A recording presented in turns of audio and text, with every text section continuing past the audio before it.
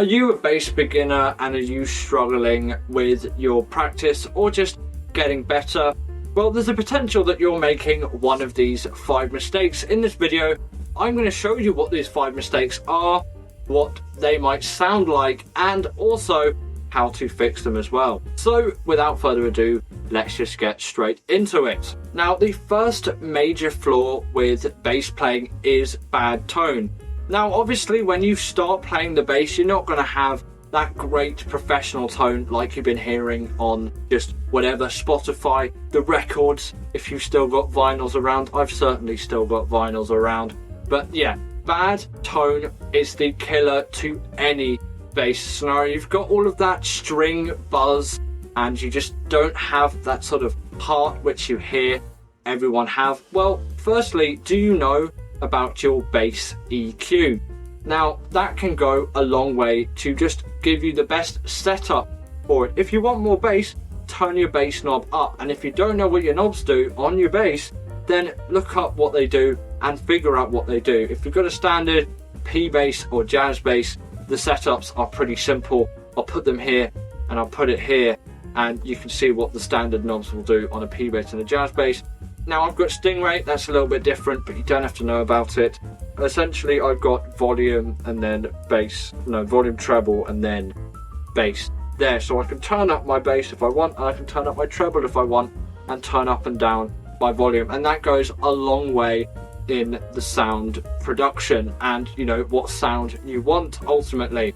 But most of it does come down to where you're putting this hand and what you're doing with this hand. Now, I've got a fretless bass here, so I'm going to quickly switch to a fretted bass, like this P bass here, which has frets, as I imagine most of you are going to be playing on fretted basses. And if you're a beginner, don't play on fretless. You need to get the basic skills down on a fretted first before you do any fretless playing. So essentially, you've got these metal wires that go down the fingerboard, and naturally you might assume, well, I'm going to play in the middle of these fret wires, and essentially you don't want to do that at all. You want to play basically as close as you can to the fret wire as possible. If you've got an F first fret on the A string, you don't want to play on top of the fret, but just a little bit behind, and you'll find that string buzz goes if you do that as well. And that is how you get the best tone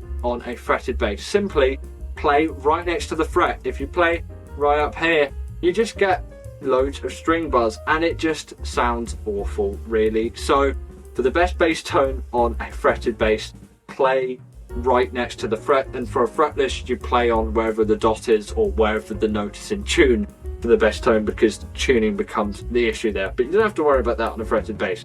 So as long as your strings are in tune, you'll be in tune, and as long as you play next to the fret, you won't get any string buzz. Now, some cheaper basses will be a little bit buzzy as well, but you can't blame all of that down to your setup. Ultimately, it is you as well. And there's a big issue with this hand as well. When you look at the positioning of where this hand is, you often find, now, that some people would use a pick, and for standard bass stuff, that's not really what you want. And you'll see people sort of push up on the strings and do all kinds of stuff like that, which is not what you want to do for proper bass fingering technique. Essentially, if we're playing on the E string, I'm going to have my thumb on the pickup. The pickup's just a little black thing or white thing, just a thing that sticks out of the body under where the pickups. You'll see these like metal circles on it as well. On a P bass, they look like this. On a jazz bass, it's different.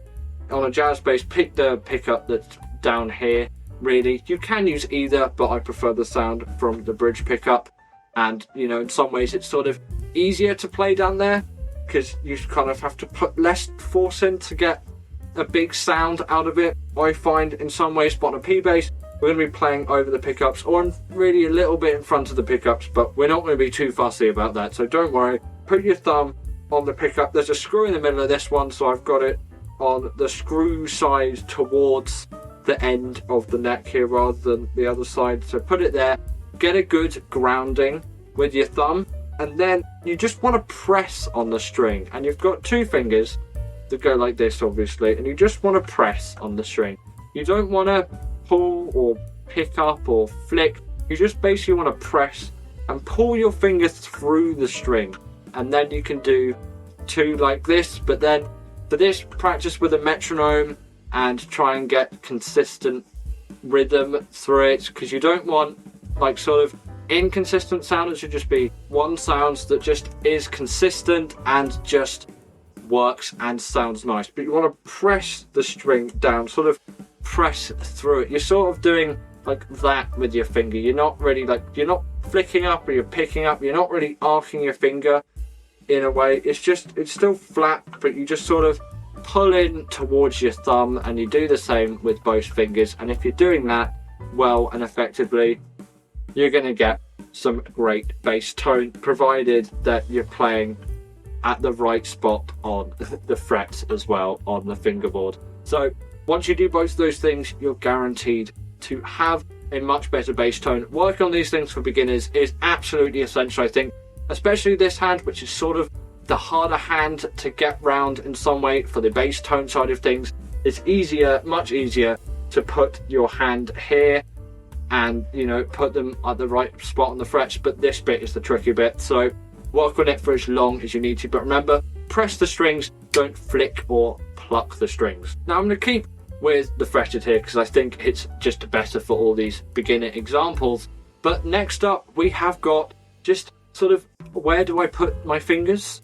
Like, how do I arrange my fingers on the neck? Because you'll see people do all kinds of weird positions, and then they've got their thumb over that.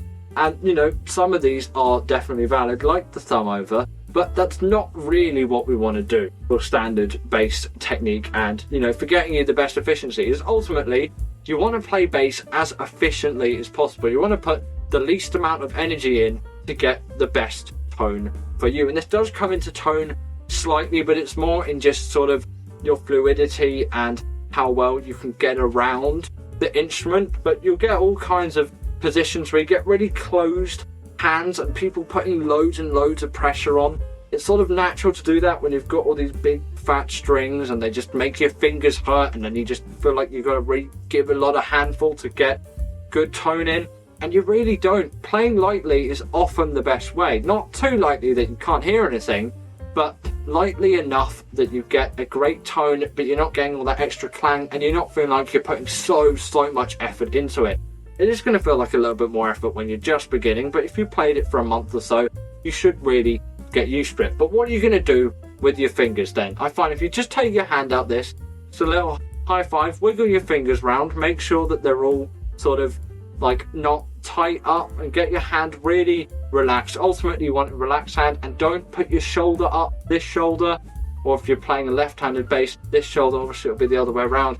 But don't put the hand that's doing all of the stuff on the fingerboard, don't make your shoulder go up. Your shoulder wants to be relaxed as well. Same with this hand, and this arm can just go over sort of the natural sort of bend in the bass, and then it goes where the pickup is, like I've discussed earlier. But this hand, get it out like this, and then flick it the other way around, and sort of get it arranged in a position like this, where you sort of, your fingers are slightly arched. You sort of got like a C on that side of your hand, and it's sort of like held out. All your fingers are arced, and you're holding it out in like sort of a consistent fist shape. If I could search you, I'll give you a close-up, and then just put that on the fingerboard, and then move these fingers in and closer, and where they naturally rest is really where your fingers should go.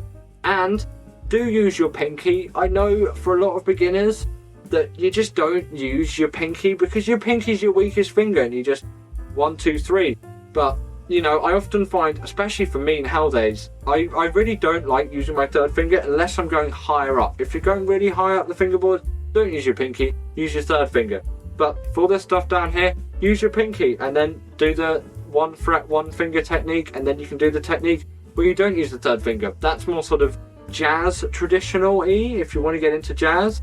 But I still think you should practice both methods of using your third finger and not using your third finger, and, you know, see what works for you. But please do use your pinky and try and train your pinky up. It is probably like the most useful finger for when you're getting round stuff. Ultimately, if you can use your pinky, you are really in a great advantage compared to a lot of other beginner bass players, and it is really a big issue, which is why I've separated it from the previous one. Use your pinky is just such a big thing. And next up is tuning. If your bass is not in tune, please tune it. You can get tuning apps on your web browser, on your phone, on basically wherever. You can get your own dedicated tuners as well, and you can get free ones, you can get ones you pay for. But essentially, it's never been easier to tune your bass. So please make sure your bass is in tune every time before you play it, and slowly you'll get better at tuning it faster. You'll realise what your strings sound like, and for times you won't even really need a tuner. It's always good to have one for reference, but you can use your ear for most of these things, and you can even get into using harmonics for tuning, but I won't get into that because that's perhaps a little bit too complex for today's video.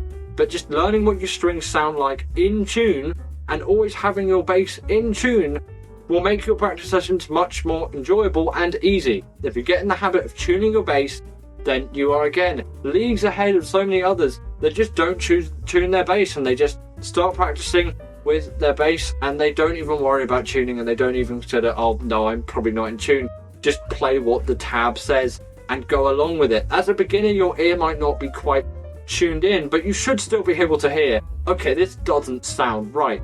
Especially if it's really close on the edge as well, it can sound really, really off.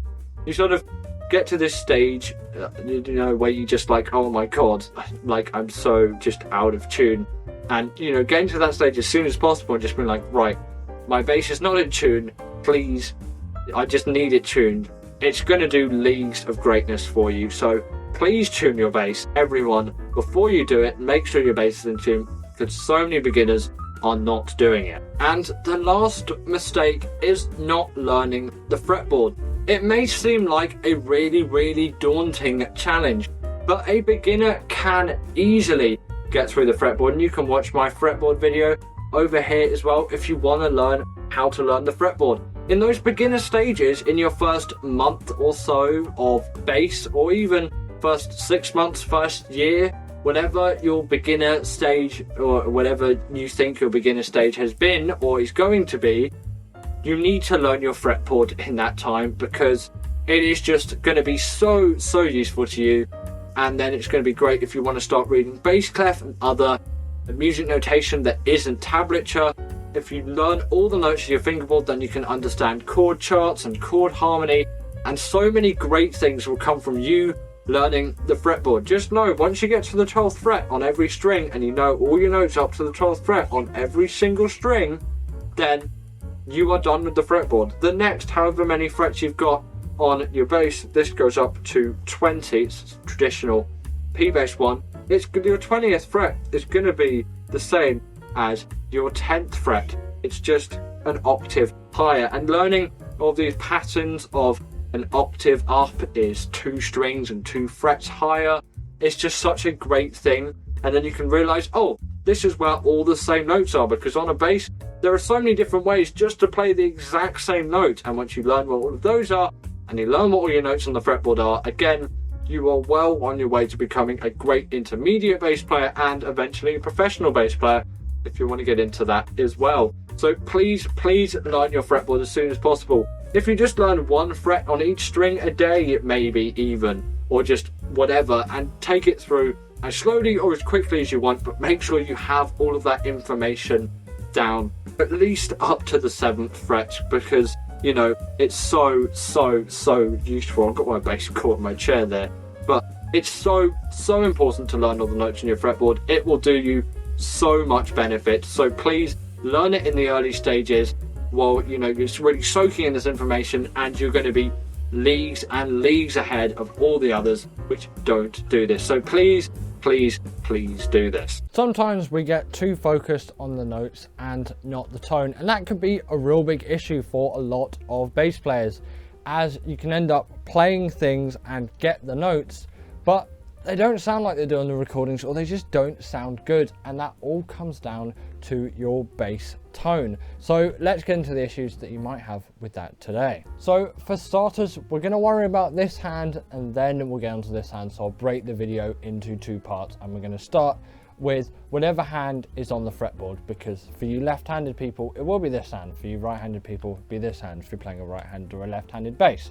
But either way, the hand that's doing the fretting has a very important job when it comes to tone, especially on a fretted bass. I know I haven't got a fretted bass here, okay, I've got a fretless, but I can still tell you what to do for demonstration. Essentially, if you've got a fretted bass, which I'm sure most of you do, you've got the frets, right? And you can see them, you can visualize them. We're going to say for the purpose of this video that away from the fret is towards the neck, and towards the fret is towards, you know, the pickups, the bridge, whatnot. So this is towards the fret and this is away from the fret. So if you think about your first fret, which is probably about here, this is towards, coming this way, and that is away from the fret. And you want to play as towards to the fret as possible. You don't want to play directly on top of it, just a little bit behind the fret, and then you won't get that fret buzz.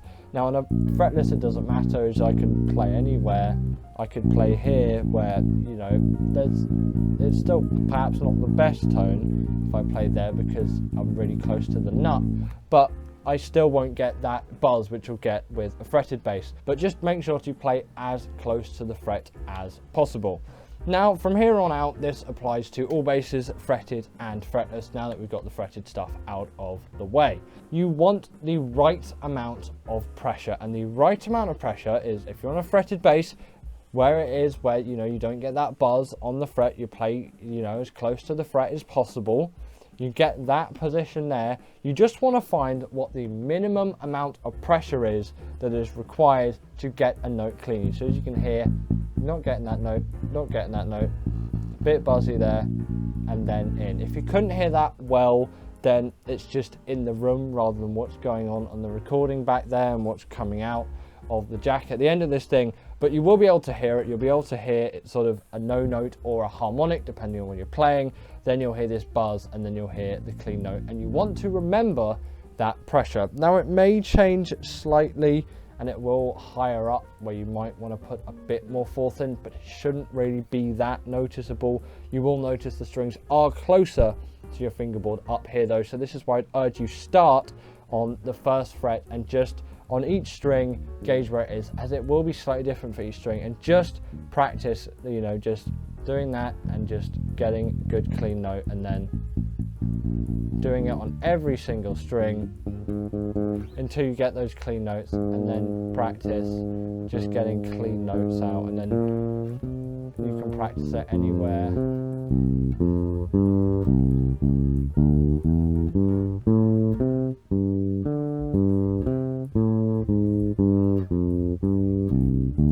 And if you're getting good notes just sounding everywhere and you're not putting too much pressure on, because that is inefficient and it can cause, well, it doesn't really cause bad tone if you're putting too much pressure on.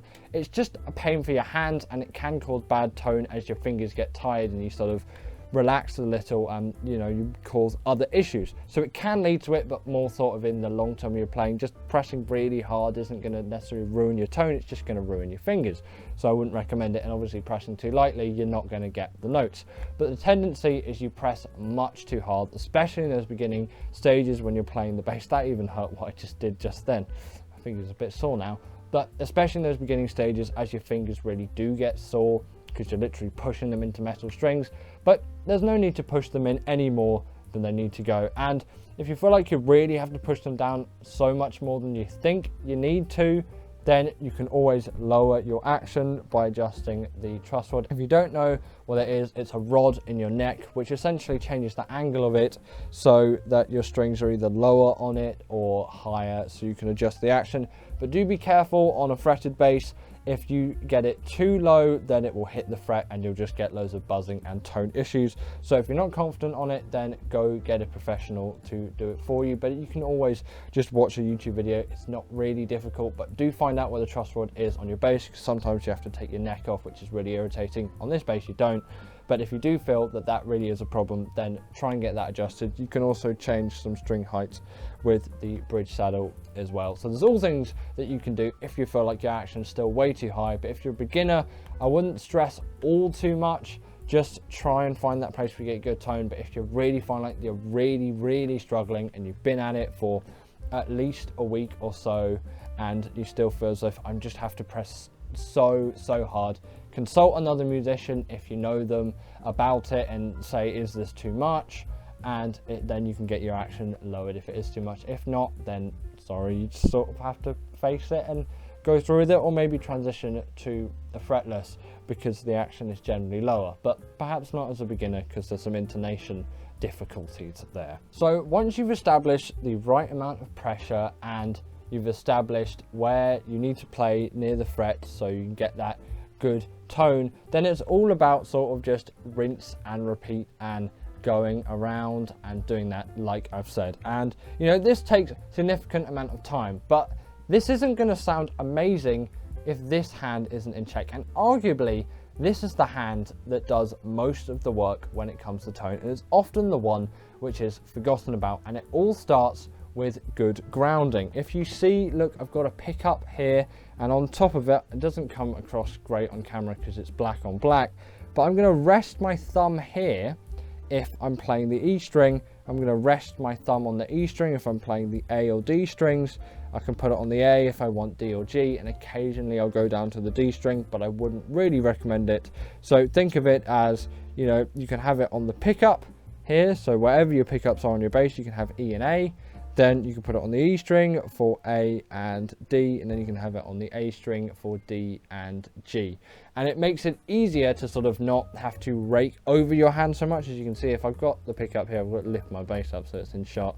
I can't, like, going all the way down there is a bit much, so I'm just going to take my finger down to there, and then I don't have to stress it as much. As you do want your playing to be as efficient as possible, really, and that does give you the best tone.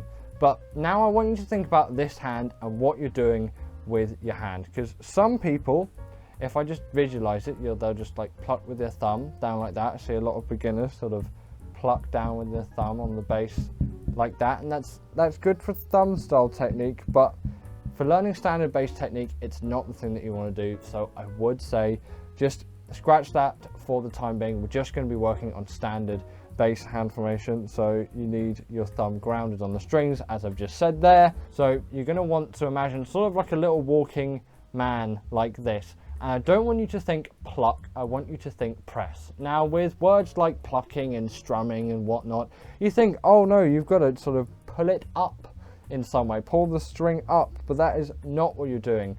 You want to press through the string, so you actually want to press down on the string. I'm not plucking or pulling up on the string in any way.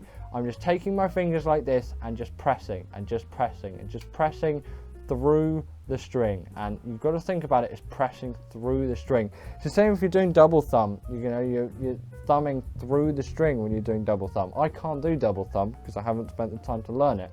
But for standard bass technique, press through the string, don't pluck up on the string.